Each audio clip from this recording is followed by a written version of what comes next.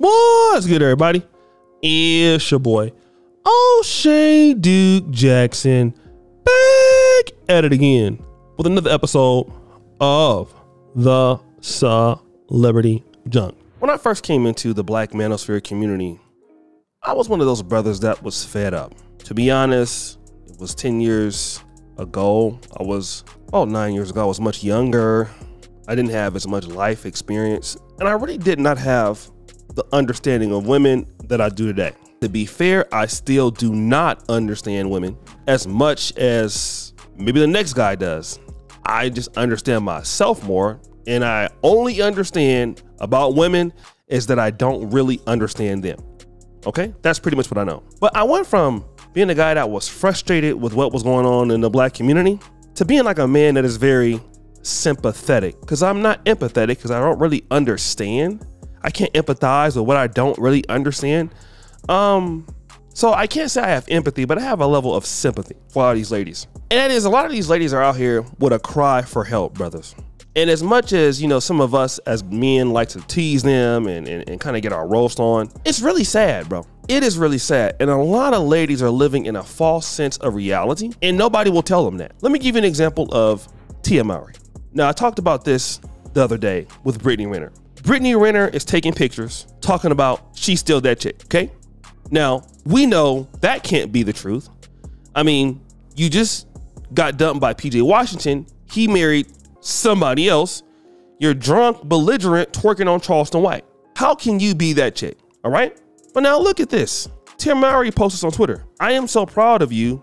She is becoming. In other words, I'm proud of myself because of what you're becoming. Now, of course, it comes with some, very attractive pictures. She's a good looking lady.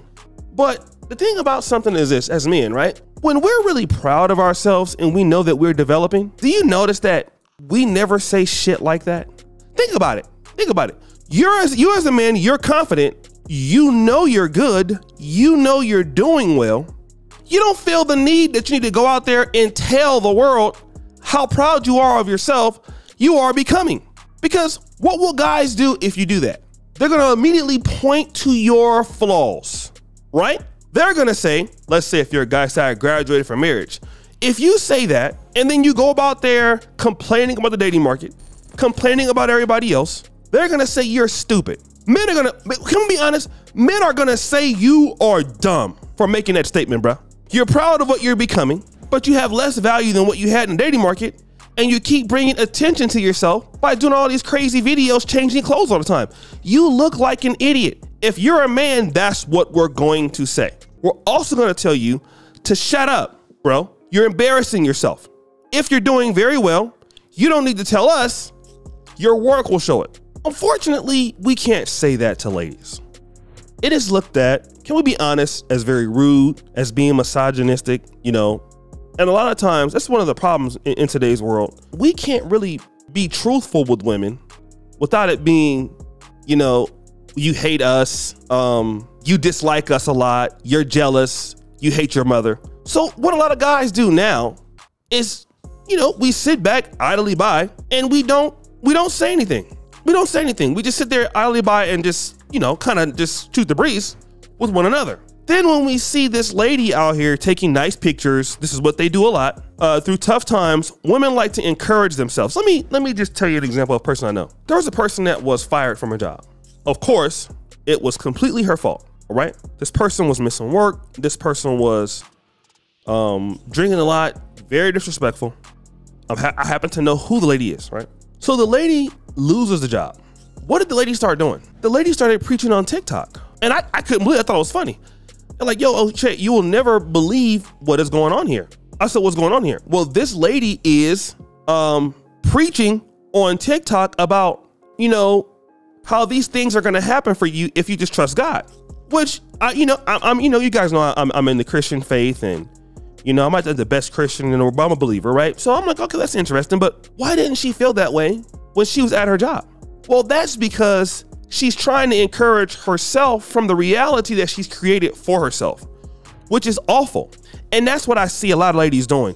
Instead of trying to, reason with the fact that they're part of the problem, or they are the problem in their reality, what they try to do is encourage themselves deeping a bigger hole. And one of my buddies on the YouTube, his name is Raymond Kahuma. He always cites this comment from Warren Buffett, which is, if you find yourself in a hole, at a point you need to stop digging, right? And these ladies in that act like, you know, Brittany Renner, the lady I'm talking about here, Tia Mowry, these people are toxic in their own life. And they keep trying to get approval from people who are not the people that will make decisions for them. In other words, I know I'll find somebody, right? You have all the ladies. Yes, you will. You'll find somebody. And the reality is, no, they won't. Oh, somebody's gonna value you. No, they probably won't. Think about this. You're a guy, right? You have nothing that women want. All right? Imagine that's the issue. You're rude. You're selfish. You don't have money. You don't have anything that the women want. And you go out there, but like, I know love will find me. And you have a bunch of guys on the comment section saying, yeah, bro, that's gonna happen. First of all, men wouldn't even do that. Men would be like, man, if you don't sit your ass down, like, shut up, bro. Like, that's how men are. And that's the thing I like about being a man. We're gonna just tell you flat out, bro, you're on that bullshit. And if you don't like it, bro, like, what you wanna do? Okay, I'm sorry. I'm gonna tell you the truth, bro. You're on that BS, bro. You need to really chill, bro. I care about you, bro, but this is the wrong way. Knock it off.